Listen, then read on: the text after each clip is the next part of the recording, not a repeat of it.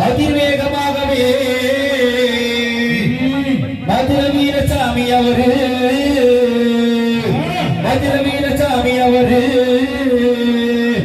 அதிவேகமாகவே மதுர வீரசாமி அவரு ஆட்பறித்து கொக்கரித்து அழகு முடிக்கொண்டு